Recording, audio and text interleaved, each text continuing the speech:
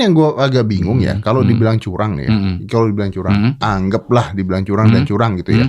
Lah, kalau gitu 5 tahun yang lalu Pak Jokowi juga masih presiden. Iya. Semua instansi di bawah dia juga. Iya. Curang juga dong kalau bilang curang. Ya memang kan begini, setiap kali habis Pilpres semua itu orang ada yang bilang curang gitu. Iya, ada lagu wajib. Curang gitu. Mas sampai muncul, saya sampai ke 6 mengidentifikasi 6 mitos kecurangan. Apa tuh? Ya, satu tadi bahwa PJ itu adalah mereka yang akan menggerakkan suara kepada kandidat. Nah, udah kita bahas.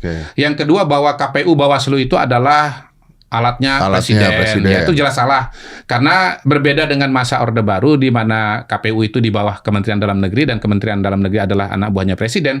Sekarang KPU itu adalah lembaga independen. Memang lapornya kepada DPR dan presiden. Tapi lapornya terutama kepada DPR, dan yang memilih mereka adalah DPR sendiri. Yang memilih DPR tuh. DPR, bukan presiden. Bukan. Nah, nomor 2-nya sebetulnya setiap anggota KPU itu semuanya endorsement dari partai politik. Jadi sebetulnya semua anggota KPU itu adalah perwakilan dari masing-masing partai politik yang ada DPR itu. Jadi gimana mau mengatakan mereka curang? Mereka ini saling kontrol kok. Anggota PU yang jatahnya PDI melototin yang PKB, iya kan?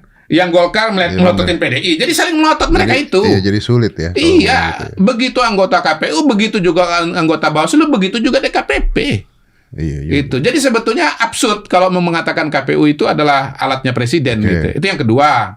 Kemudian yang ketiga, soal Sirekap nih, yang hitungan elektronik dianggap penggelembungan segala macam itu ya. Itu sebetulnya saya lihat adalah kesalahan teknis saja, error error teknis.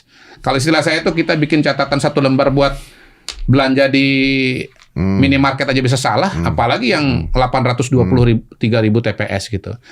Yang jelas begini, ada masalah pada aplikasi. Jadi kalau zaman dulu hitungan elektronik ini, runtut dulu.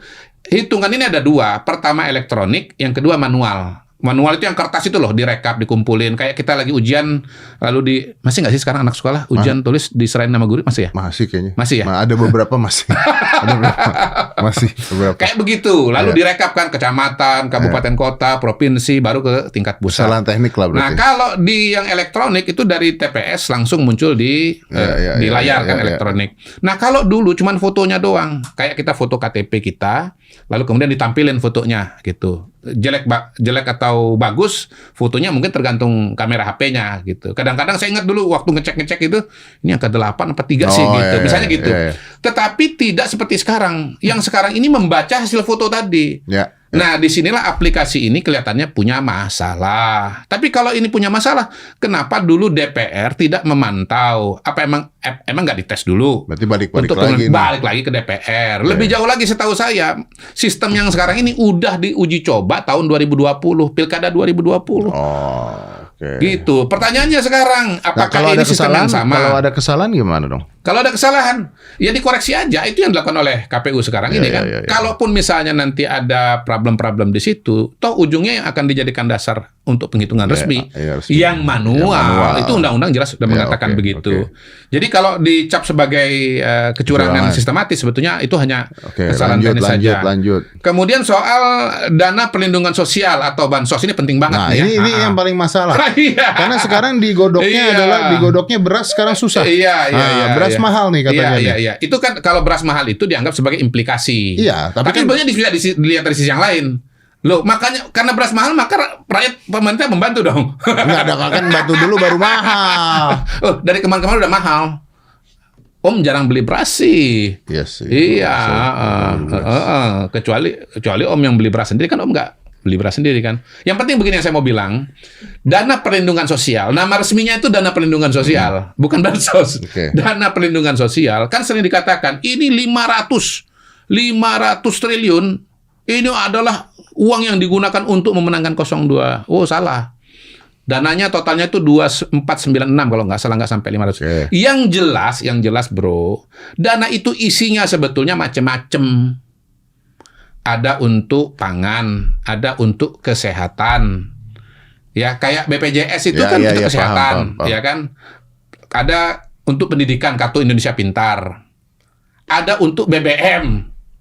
ada untuk listrik. Justru yang paling gede BBM sama listrikin. Ya tapi kan yang sekarang yang dibahas itu adalah kenapa dibaginya pada saat itu, dan ada menteri, katanya ada menteri juga yang ngomong nih bagi dari presiden, kalau mau begini terus pilihnya Pak Prabowo. Kan yang ngomong salah kalau memang kejadian ya. Tetapi ya, yang paling pokok adalah bahwa sebetulnya yang misleadingnya adalah 496 triliun semuanya digelontorkan untuk pemenangan. Enggak, ini untuk macam-macam kegiatan dan ini anggaran rutin.